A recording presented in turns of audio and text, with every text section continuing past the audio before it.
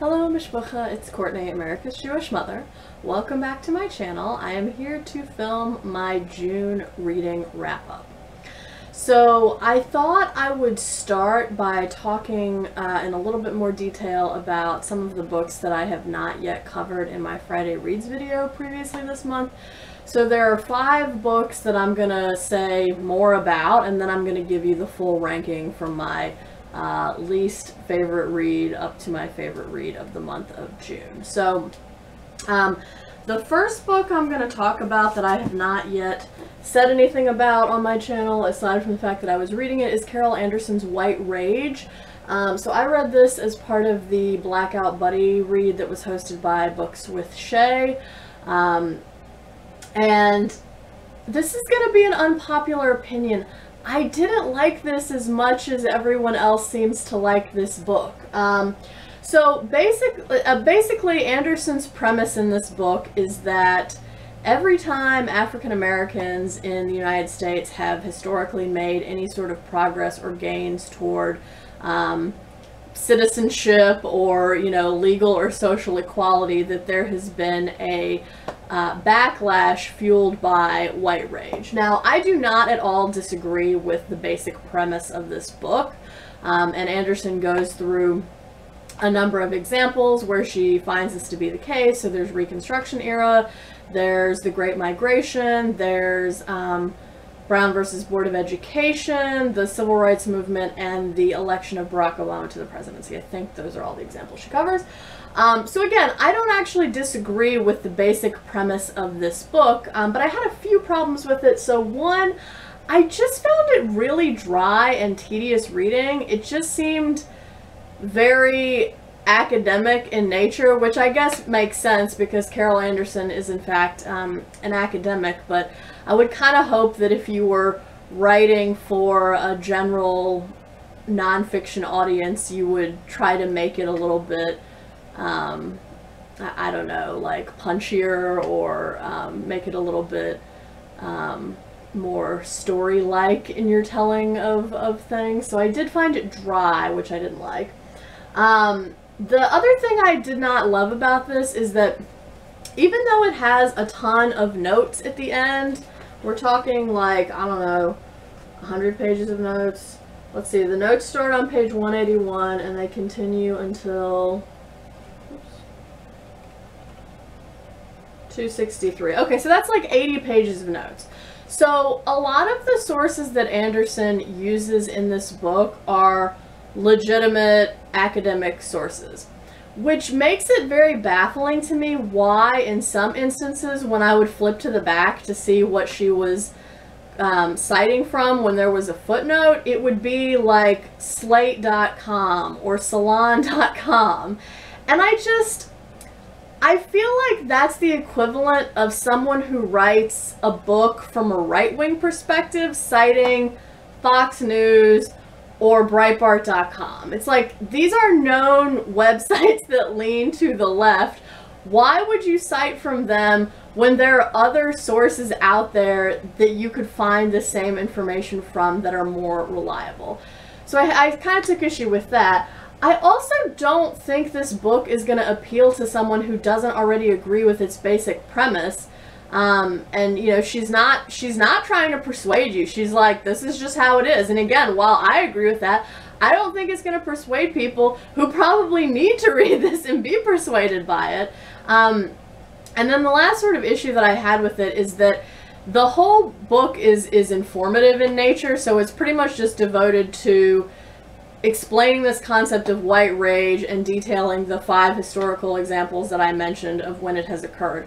But she doesn't offer us any sort of meaningful solution or a way forward or the breakdown of like the psychology of white rage so we could attempt to combat it. And maybe this is just like a personal issue that I have with books, but I really, really hate it when a writer's like, hey, this thing's a really big problem.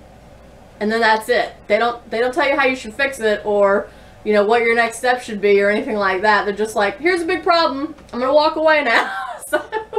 And, you know, again, like, I guess that's not really her fault. It didn't promise to give me a solution to white rage. But again, that's probably just a personal pet peeve I have when books are like, here's a really big problem. All right, I'm going to walk away now and not tell you anything else.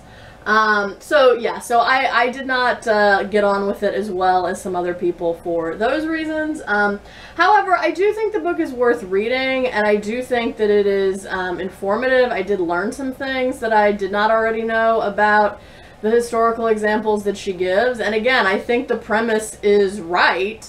I just wish that it had been more persuasive in nature, and that all of her sources were reliable ones, and that she had offered some sort of next steps or solution to combat this problem. So I ended up giving this 3 stars. Okay, in terms of other books I have not yet talked about on this channel, I also this week finished N. Scott Momaday's House Made of Dawn. This is a book that was published in 1968. I believe it won the Pulitzer Prize. N. Scott Momaday, as I've said before, pretty much originated the Native American Renaissance in the United States. And I think this was his first novel. He'd written poetry before. So this novel centers around this character Abel, who grew up in a Native community and comes back from World War II, fighting World War II, and has a really hard time reintegrating back into society. So you see him right after he comes back from the war in 1945, and then we kind of follow his story into 1952.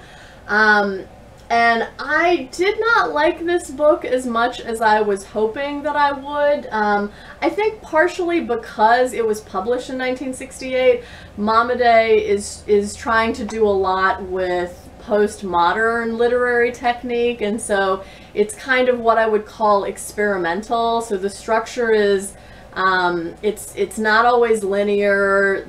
Parts of the narrative are interspersed with parts of other things. That confused me. In the second part of the book, we hear from a character that I'm not sure why we're hearing from this character. In the third part of the book, we hear from a different character who I understood why we were hearing from this particular character, but it was interspersed with a story that was being told from Abel's perspective, and I wasn't sure why there was an alternating back and forth. So I found it difficult to read from a structural standpoint. I also thought the description of the landscapes and the setting was very rich and vivid. Now, in my case, I've never lived in the southwestern U.S., and I've never really spent a lot of time visiting there. And definitely not anytime recently, so I think I probably don't have as much appreciation for the beauty of the southwestern landscape as someone who grew up there or just has visited a lot more. And so while I recognize that the language was very vivid and it was like trying to capture this this setting in a very detailed way, again, I think I was not necessarily the right reader to connect to those descriptions of the land.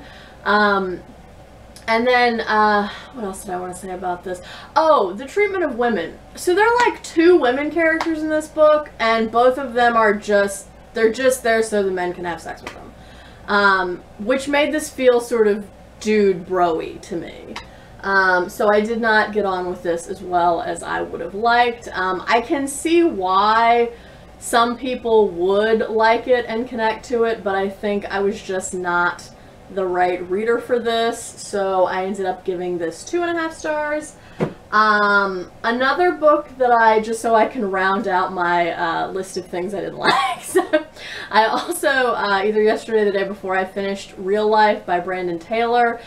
This is a debut novel where the centers around the main character Wallace, who is a African-American gay man who's from the Deep South, and he's now in the novel in graduate school for biochemistry at a Midwestern university. Everyone pretty much in his cohort, almost everyone in his cohort, is white.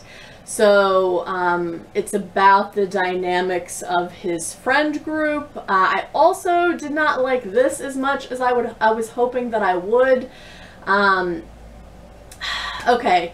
Here's the part where I start to sound like a ranty old woman who's like, get off my lawn. Well, that's what you came here for, my opinions, right? So anyway, okay, so here's the thing about Real Life.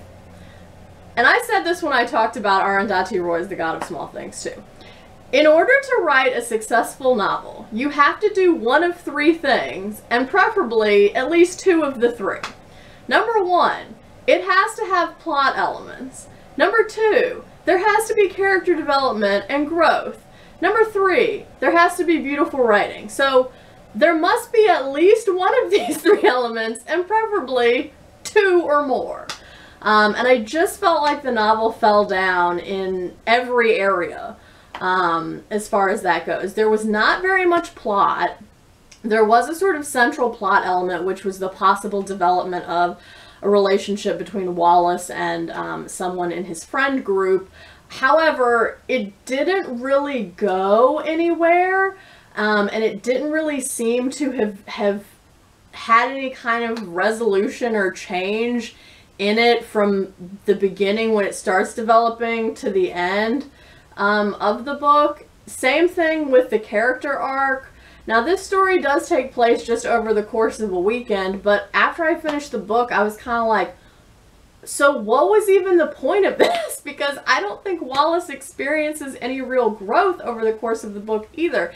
He pretty much feels the same way at the end as he did at the beginning, and he's not, you know, made any sort of real decision or learned anything or grown in any measurable way.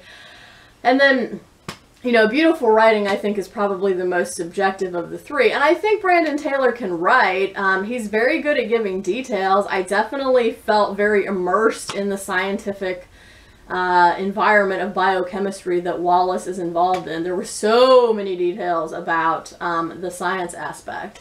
So I think he can write. But yeah, it's just, what are they teaching these kids in Iowa? It's supposed to be the most prestigious writing workshop, and I'm just like, what are they teaching these students?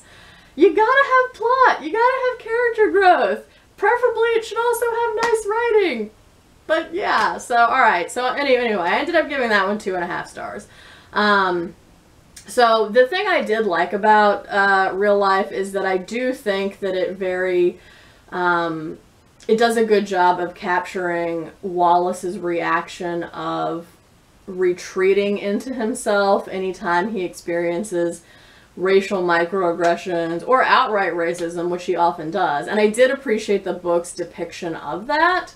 And I also appreciated the fact that he sort of developed this coping mechanism due to both his past trauma in childhood and the current situation in which he finds himself, where he's surrounded by, again, daily racism and or racial microaggressions. That he's developed this coping mechanism of just sort of retreating into himself and being closed off from people and not wanting to open up to them and just sort of telling himself it's fine or it doesn't matter. That part of the book felt very realistic to me, but again, I don't feel like it ends up going anywhere. So that is why I gave that 2.5 stars. Alright, on to things I like better. So the fourth of the 5th books that I'm going to talk about before I give you my overall ranking is Moo by Jane Smiley. I finished that a few days ago. This is a campus novel that centers on a Midwestern university, funnily enough, right? There are a ton of characters in this book. There are definitely like at least 24 characters.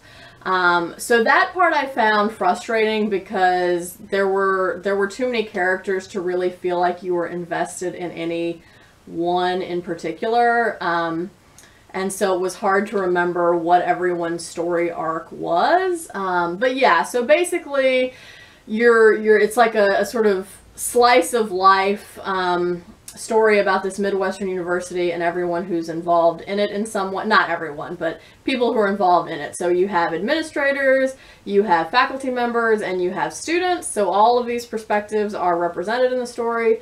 And basically you see these budget cuts that are made to the state budget and how those affect the school. There's also this sort of eccentric farmer guy who has this agricultural invention that he wants to protect from the FBI and the CIA, and he wants to give the rights to it to Moo University, but he's a little bit hesitant because he thinks people are after him all the time. So that also comes to play in the story. And I liked it. I read an excerpt from this that I found quite humorous in my last Friday Reads video. And I think it's definitely a book that if you have worked in academia or higher education, you will probably find it comical because you will recognize some of the types that are represented in this book. I don't think you would like it as well if you didn't work in academia, but for me, I found it funny, and so I ended up giving that one 3.5 stars. And then the last book that I haven't talked about yet is probably the shortest book I read this month, which is Tolstoy's The Death of Ivan Ilyich.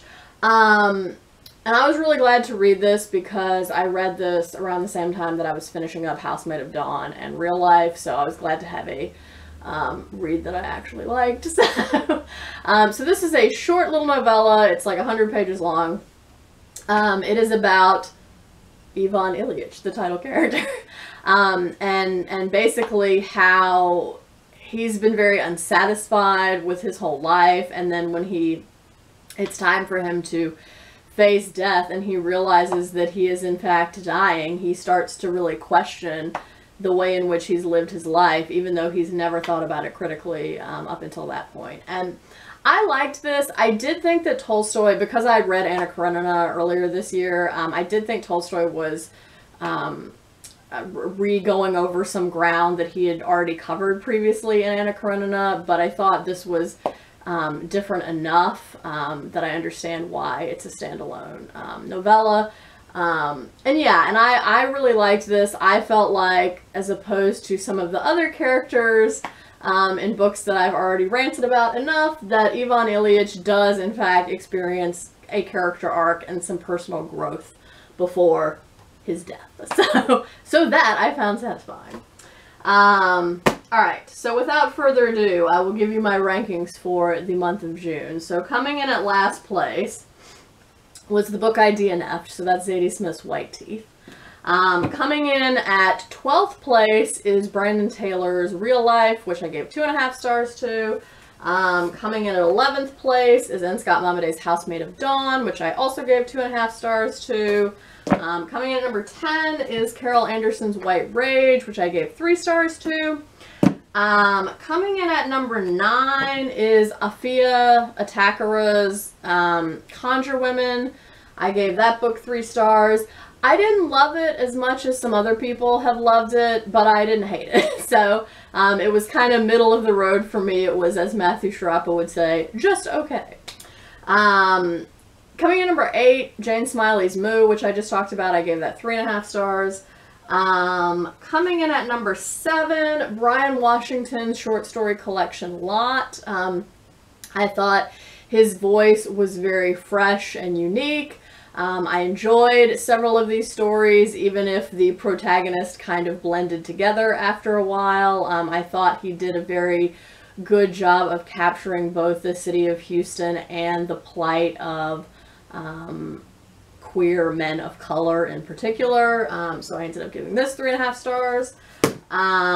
Coming in at number 6 was Daniel Silva's The Confessor. This is the 3rd book in the Gabriel Allon series. I thought this was the best book of the series that I've read so far.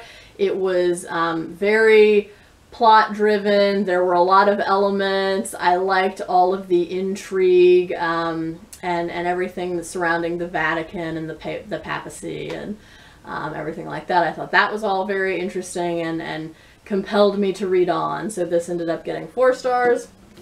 Coming in at number 5, which also got 4 stars, was the Crunk Feminist collection by Brittney Cooper, Susana Morris, and Robin Boylorn. This is a collection of blog posts from the Crunk Feminist Collective website from, I think, there's no sound back. I think it's from 2010 to 2015, I think is the range that this book covers. And they're all grouped together, so you have some that are talking about the patriarchy, you have some that are talking about pop culture, you have some that are talking about sisterhood, etc., etc. They're all very short, very punchy, easy to read, insightful. So yeah, I give this 4 stars.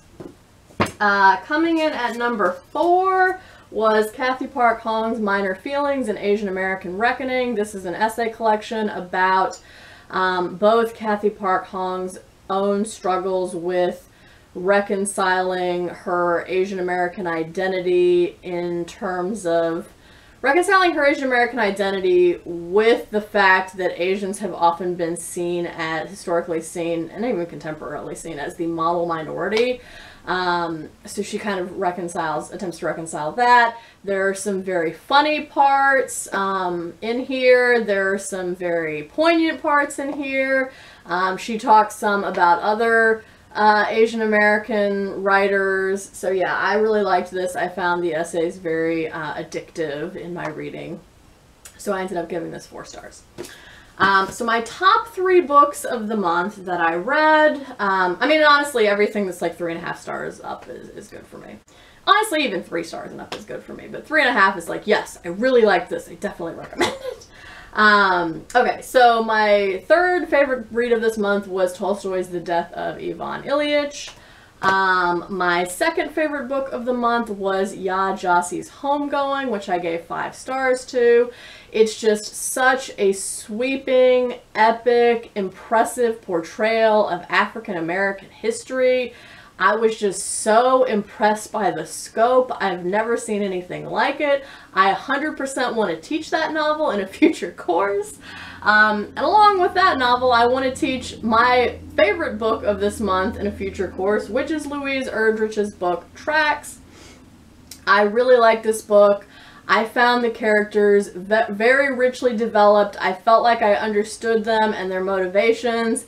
I really liked sort of figuring out the puzzle of this in a way, because I think I said this in whatever Friday Reads video where I reviewed this, but you know, for a while, a good probably half or more of the book, I thought the story centered around Fleur, but then it became clear toward the end that it really centers around how this particular Native community in North Dakota has become fractured, and in what ways it has become fractured personally, religiously, and politically. So yeah, I thought this was a great book. I think everyone should read this. 5 stars. So those were the books that I read, or in the case of White Teeth, DNF'd in the month of June. So thank you for watching this. I would love to hear what books you read and enjoyed in the month of June. If you have read any of these books that I've mentioned and have similar or differing opinions about them, please let me know down in the comments below. Let's chat. I hope you're all doing well. I hope you're staying healthy. I hope you're doing good reading. And until next time, would it kill you to call you mother?